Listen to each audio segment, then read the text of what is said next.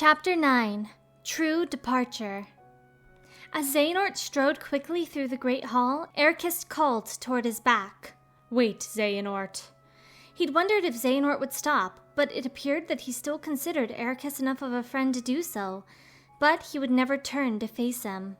So Eraqus addressed his protests to his back. "There is a reason the precepts bar us from such knowledge. Why do you seek the Keyblade? Would you blanket all the worlds in darkness, reduce them to nothing?" The warning rose to a shout, and Xehanort slowly looked back at him. He spoke like a sage delivering a prophecy.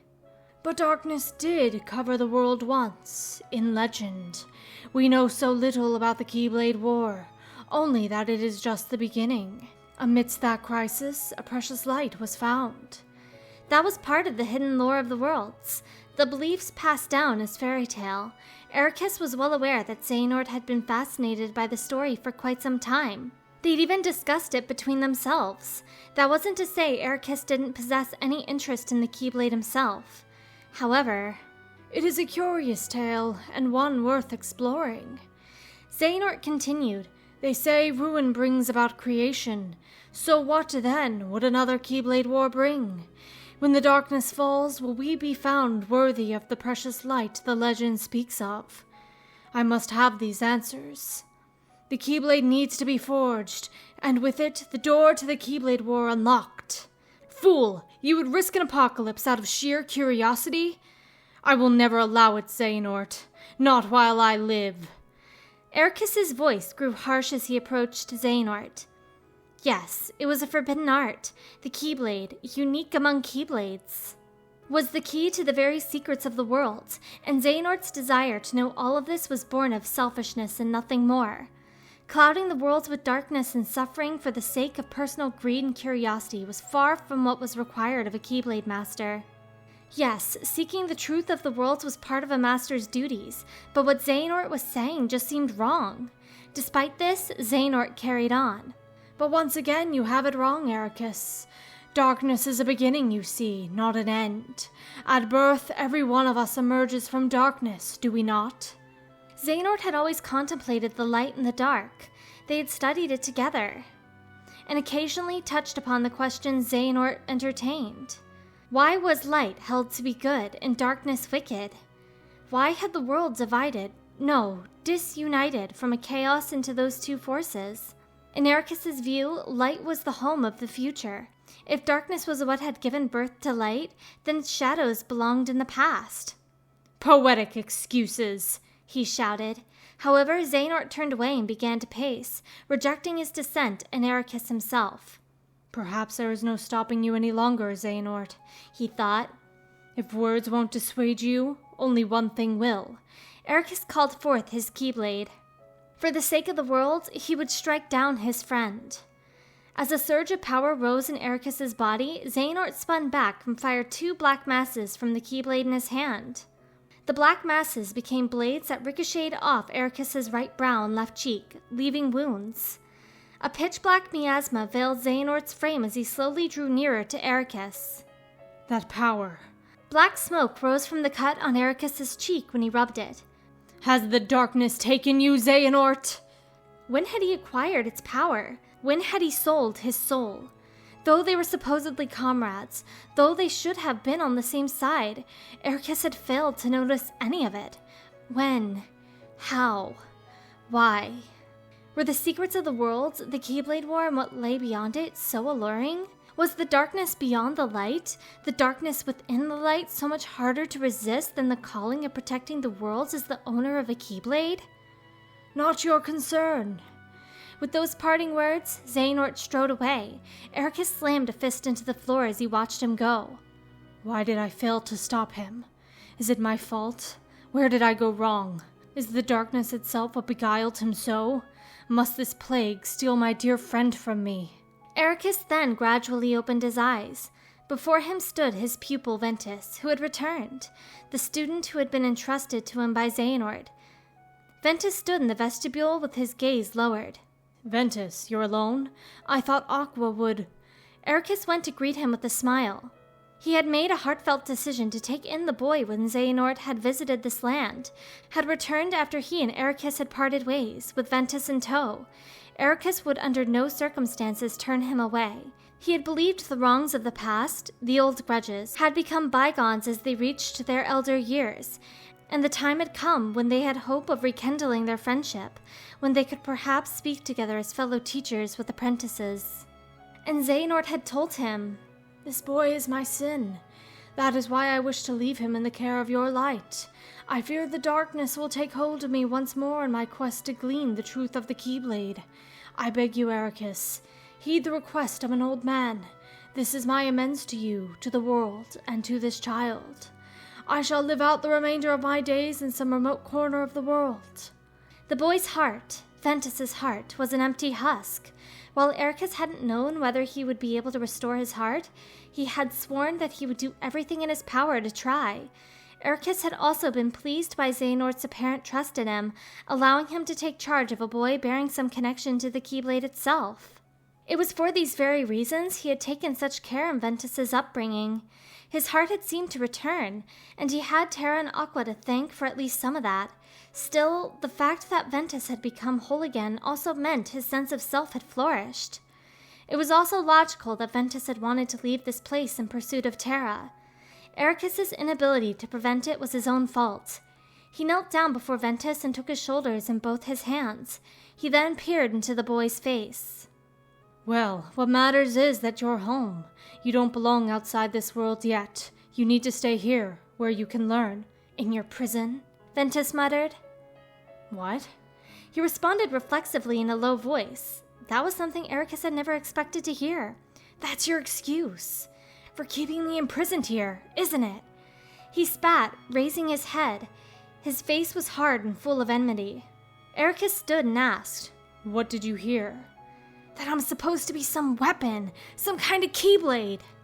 He hadn't heard the loathsome words since that day, when Ventus had come to this world. Who could Ventus have learned it from? No, Eraqus had a good idea of the culprit. Very few knew of the Keyblade's existence, so the one who most likely enlightened the boy was... "I knew it. Xehanort. He could never let it go," Eraqus uttered as he rubbed the scar on his cheek. All of it was part of his plan. But it couldn't be. No, there was yet time to stop him. Putting Ventus out of reach would mean Xehanort could take this no further. He must not be allowed to repeat his mistakes. "I failed. I had a chance to stop him and I couldn't do it. But I will not fail again." Eraqus summoned his Keyblade to his hand. Ventus recoiled in fear. "Master, what are you—" Eraqus brought his Keyblade to bear on Ventus, then declared, "The Keyblade has no place in this or any world. Eraqus has made his purpose clear, and I am left with no choice. Forgive me, but you must exist no more." Xehanort had tried to create something that must not be. If Eraqus righted this wrong by his own hand, his own mistake in dealing with Xehanort would be expunged. Eraqus swung down his Keyblade, and countless chains shot forth from it, identical to the chains around the land of departure. They were the ones that bound this world. Only the Keyblade Master who guarded this land could wield them. And they would bind Ventus to seal him away, and thus the world would be safe. Just as the chains were about to reach Ventus, frozen in apparent fear, Eraqus closed his eyes. Even if it was only for a moment, he didn't want to see the fallen form of his pupil. But... Ven! If his return had been a heartbeat later, Terra wouldn't have been able to save Ven. Still in his armor, Terra placed himself before Ven to shield him and knocked away Master Eraqus's attack. "Master, have you gone mad?" He couldn't believe it. Master Xehanort was right. "Terra, I command you, step aside," Eraqus ordered. Terra removed his armor. "No." He could sense Ven behind him. "It's okay. I'll protect you." "You will not heed your master." "I won't," Terra cried out, his Keyblade still at the ready. He didn't know if Ven had tried to do anything to Master Eraqus, but if the Master had turned his blade on Ven, Terra would keep his friend safe. "Why do all my attempts to reach you fail? If you don't have it in your heart to obey, then you will have to share Ventus's fate." A tear traced down Master Eraqus's cheek. "Master!" In a flash, Master Eraqus charged toward him. Terra took the brunt of his downward strike, but held firm. It was all he could do to keep the constant blows that followed at bay. Sparks danced before his eyes. If he were driven any farther back, Ven would get hurt. Terra tried to hold his ground, but was getting pushed back bit by bit. There had to be an opening. How could he beat Master Eraqus? Enough, Terra! He's right! Ven cried out from behind him. Quiet! What Ven was trying to tell Terra was most likely the secret concealed within himself. That didn't matter, though. I don't care what you are, Ven. I just want you safe. Terra, Ven said softly, and at that moment, both boys were sent flying by an attack from the Master. When Terra looked up, cradling his unconscious friend, Master Eraqus held his keyblade aloft. An intense, radiant force was coming from his form. If he didn't do something now, he was a goner. Their master would snuff out both of their lives. He had no choice but to call on his strength, to set free all the hatred and thirst for power within him. That it was Master Eraqus he faced was of no importance. Anyone who would harm Ven was his enemy. Hate your master. An aura of tremendous darkness arose from Terra's body. Flush with power, Terra stared at his hand gripping his keyblade. I will not let you hurt my friend, he shouted. Master Eraqus's eyebrows shot up. Has the darkness taken you, Terra? As his master shouted in reproof, Terra pointed his keyblade behind him, and an inky black hole leading to the lanes between opened. Terra threw Ven inside. He couldn't afford to look back after him. Wait, Terra!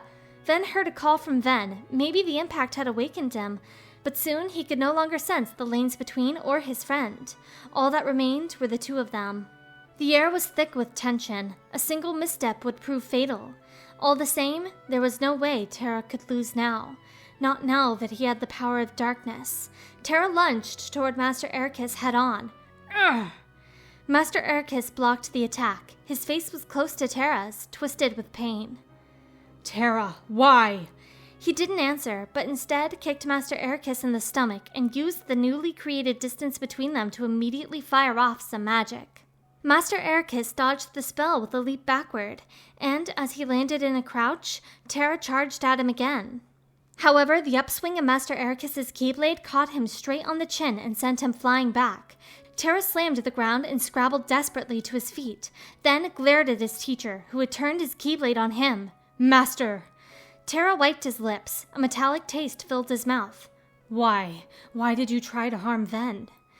But if he asked the question, Terra felt it would leave him weaker, and the pain was amplifying his hatred. Plus, Master Eraqus seemed to be having misgivings. If he were, that would give Terra an opening. Even with the power of darkness, he would never be able to beat the Master without some sort of weakness to exploit. Terra stood up and brought his keyblade into position. The next attack would be his last. He wouldn't be able to handle any more. Terra took a deep breath. Then he quietly let his anger grow, and his hatred. He called upon all his power. Yeah! With a roar, Terra poured the power into his keyblade and fired off an attack. What? The amassed force took the form of a black torrent that hit Master Eraqus in the chest. Ugh! The Master staggered. At that moment, Terra felt a chill across his entire body, as if he had just awoken from a nightmare. What did I do? Why is Master Eraqus on the ground?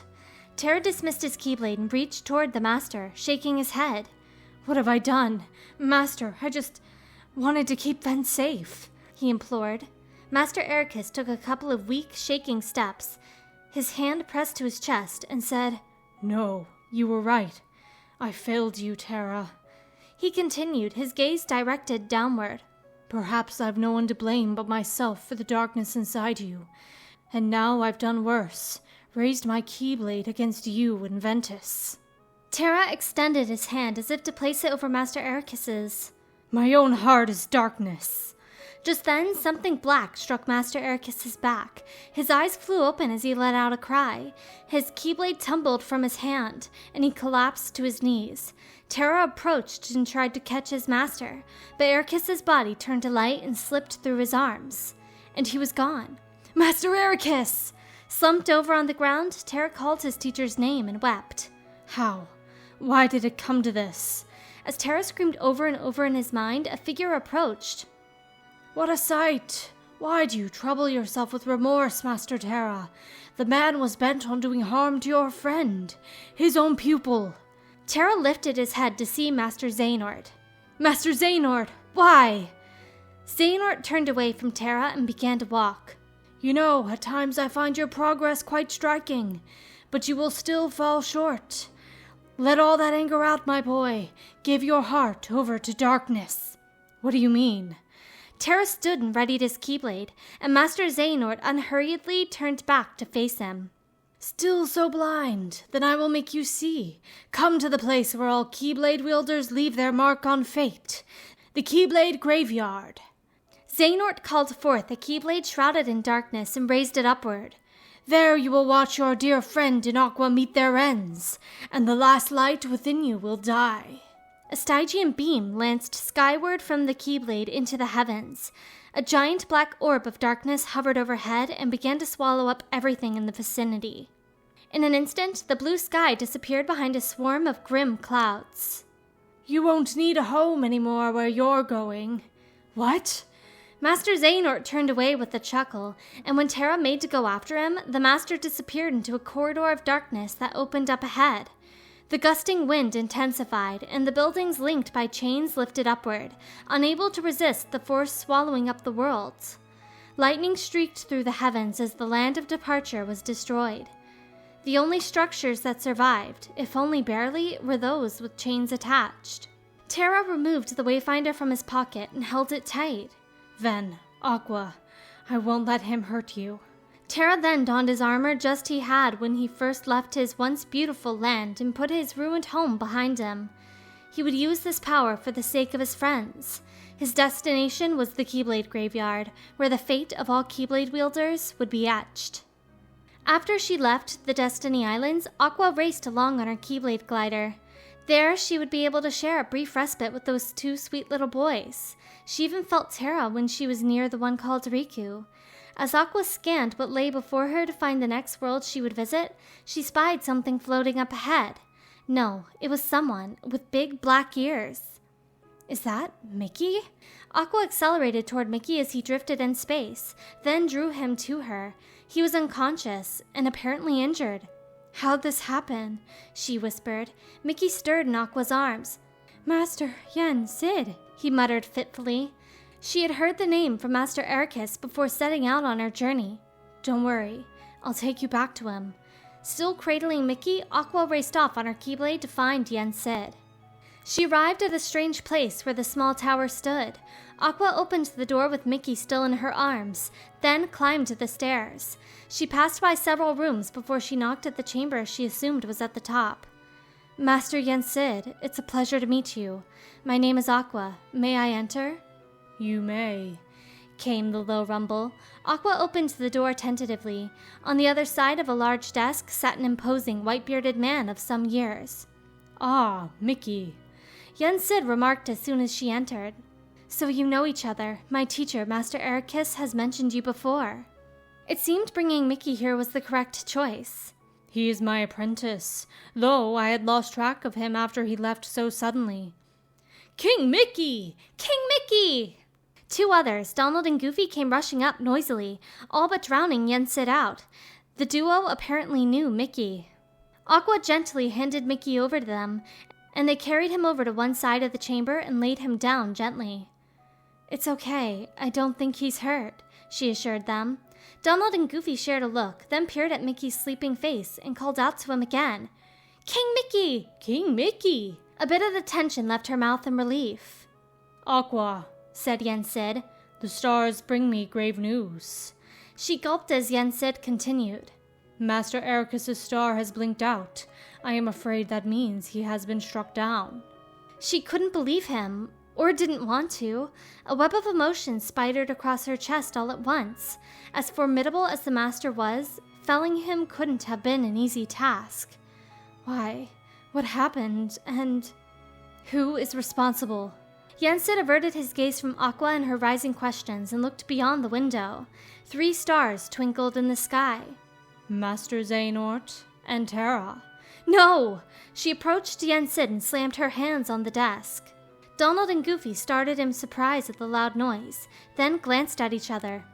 That's absurd! Terra would never do that! That's not possible. He couldn't possibly do that. There's no way. It's not true, right, Terra? I hope with all my heart that you are right about your friend. Yensid lowered his large eyes for a moment, then continued in a soft voice. There are some things even the stars cannot tell me. Where is he? Where can I find Terra? Aqua pressed him further. Terra's heart is leading him to the ancient Keyblade graveyard, where wielders of those weapons once waged war. The Keyblade graveyard. Aqua had heard tales of such a place. All right, I have to go after him and see if it's true. Aqua gave a bow and turned away from Yensid, not wanting to waste even a second. Be on your guard. Aqua looked back slightly, then directed her gaze forward again with a nod. It couldn't be true. But if it somehow was, there had to be a reason, extraordinary though it may be. And if someone had plotted to bring this about, Aqua would keep Terra and Ven safe from them. We have an unbreakable connection. Aqua closed her hand on the Wayfinder in her pocket, then left Yensid's chambers. Ven landed on white sands. He sat up, obviously panicked, on the pristine beach of a small island. Without even taking in his surroundings, he ran up to the portal as it closed. Wait! Terra! But it vanished right before his eyes. This is all wrong. It's not right that Terra fought the Master. It's because of me. This only happened because I listened to Xehanort and ran off to see the Master. It's my fault. It's because I'm part of the Keyblade. He had to go to Terra. Ven looked at the palm of his hand, then lifted his arm to put his armor on. Going somewhere? However, a voice stopped him. Ven spun around to see Vanitas atop a narrow wooden walkway connecting the island with a smaller one. I'm through with you! Ven said vehemently, then turned and began walking away. He didn't have time to deal with the likes of him here. Well, I'm just getting started with you. Vanitas summoned his Keyblade and jabbed it out at Ven. You're strong enough now to fulfill your purpose, so why don't you join with me, right here and now? Become the Keyblade. No, I won't do it. He told me the only way the Keyblade can be forged is if you and me fight. Well, guess what? I'm not fighting. Ven said, his back still turned. Yeah, as long as I can stay out of a fight, he'll never be able to create that Keyblade.